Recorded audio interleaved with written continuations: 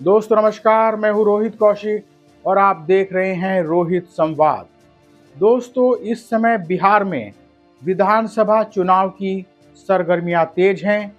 बिहार की चर्चित लोक गायिका मैथिली ठाकुर ने 14 अक्टूबर को भारतीय जनता पार्टी की सदस्यता ले ली और अगले ही दिन यानी 15 अक्टूबर को उन्हें टिकट भी मिल गया। भारतीय जनता पार्टी ने उन्हें बिहार की अलीनगर सीट से प्रत्याशी बनाया है। 2025 के बिहार विधानसभा चुनाव में वे सबसे कम उम्र की प्रत्याशी हैं। अलीनगर सीट से उन्हें प्रत्याशी बनाने के बाद सोशल मीडिया पर उनके खिलाफ आपत्तिजनक बातें लिखी गईं। प्रधानमंत्री नरेंद्र मोदी और मैथिली ठाकुर का फोटो लगाकर भी गंदी गंदी बातें लिखी गई, आपत्तिजनक बातें लिखी गईं। राजनीतिक विरोध अपनी जगह है, लेकिन राजनीतिक विरोध के आधार पर एक 25 साल की लोक गायिका के संबंध में आपत्तिजनक टिप्पणियां लिखना बहुत ही शर्मनाक है। एक दूसरे के राजनीतिक विरोध में हम इतने अंधे हो गए हैं कि हमने न्यूनतम सभ्यता को भी तिलांजलि दे दी है।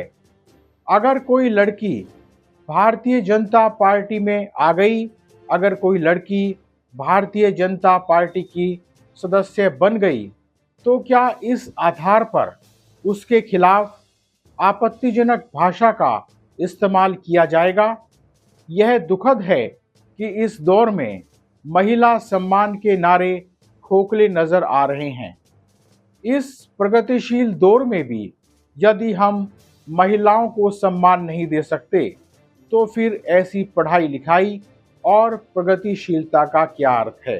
दोस्तों, इसी मुद्दे से जुड़ा एक दूसरा प्रश्न यह है कि राजनीतिक दल फिल्मी हस्तियों और कलाकारों को टिकट देने के लिए इतने उतावले क्यों रहते हैं? इतिहास गवाह है कि कुछ अपवादों को छोड़कर फिल्मों के अभिनेता, अभिनेत्री या फिर कलाकार राजनीति के माध्यम से समाज का कोई भला नहीं कर पाते हैं। ऐसे लोगों की स्पष्ट विचारधारा भी नहीं होती है। यही कारण है कि ऐसे लोग वैचारिक रूप से भी कोई स्पष्ट दृष्टिकोण नहीं रख पाते हैं। जया प्रदा और शत्रुघ्न सिन्हा जैसे कुछ लोगों को छोड़ दें तो ऐसे ज्यादातर नेता सिर्फ पार्टी के मोहरे बन जाते हैं। यह जरूर है कि वे राजनीति के माध्यम से अपना भला जरूर कर लेते हैं।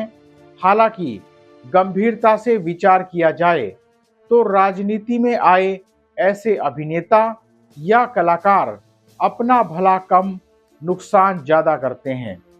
राजनीति में आने के बाद एक कलाकार के रूप में उनका जीवन खत्म हो जाता है। एक कलाकार के रूप में वे समाज को कुछ नहीं दे पाते हैं और राजनीतिक गुणा भाग में उलझकर रह जाते हैं। सवाल यह है कि क्या मैथिली ठाकुर राजनीति में आने के बाद अपने संगीत पर इतना ध्यान दे पाएंगी? मैथिली ठाकुर से पहले भी जो कलाकार राजनीति में आए थे, क्या वे अपने अभिनय या कला के माध्यम से समाज को कुछ दे पाए? लोकसभा चुनाव में अरुण गोविल को मेरठ से टिकट दिया गया था। अरुण गोविल अपने समर्थकों से कहते थे कि बाहर धूप ज़्यादा है, धूप थोड़ी कम होने दीजिए, फिर प्रचार के लिए चलते हैं। क्या ऐसे कलाकार समाज के लिए कुछ कर पाने की इच्छा और क्षमता रखते हैं? दोस्तों, राजनीतिक दल अभिनेताओं और कलाकारों को टिकट इसलिए देते हैं कि ऐसे लोग समाज में लोकप्रिय होते हैं। ऐसे लोगों को टिकट देने से सीट निकल जाने की संभावना बढ़ जाती है। दूसरा बड़ा कारण है कि ऐसे नए नए राजनेता बने लोग समाज से सीधे जुड़े हुए नहीं होते हैं, इसलिए पार्टी के प्रति उनके नखरे भी कम होते हैं और वे चुपचाप पार्टी हाईकमान का आदेश मान लेते हैं। अभिनेता से राजनेता बने ऐसे लोग अपने क्षेत्र में भी बहुत कम समय गुजारते हैं और ज़्यादातर मामलों में उनका जनता से सीधा संवाद नहीं रहता है। यही कारण है कि स्थानीय नेता ऐसे अभिनेताओं को बाहरी उम्मीदवार कहकर उन्हें टिकट देने का विरोध करते हैं। इस प्रक्रिया से अपने क्षेत्र में काम कर रहे ऐसे नेताओं को निराशा हाथ लगती है जो टिकट की लाइन में होते हैं। बिहार में मैथिली ठाकुर को टिकट दिए जाने का भी स्थानीय स्तर पर काफ़ी विरोध हुआ, लेकिन इस दौर की राजनीति आदर्शों की राजनीति नहीं रही। इस दौर की राजनीति का सबसे बड़ा उद्देश्य यही है कि किसी भी तरह से सत्ता प्राप्त कर ली जाए, फिर चाहे उसके लिए कितनी भी उठापटक करनी पड़े। बहरहाल आज इतना ही। आपसे विनम्र निवेदन है कि आप हमारे YouTube चैनल रोहित संवाद को सब्सक्राइब करके और हमारे फेसबुक पेज रोहित संवाद को फॉलो करके जन सरोकार की पत्रकारिता को अपना समर्थन दें। जल्दी ही मिलेंगे एक नए मुद्दे के साथ।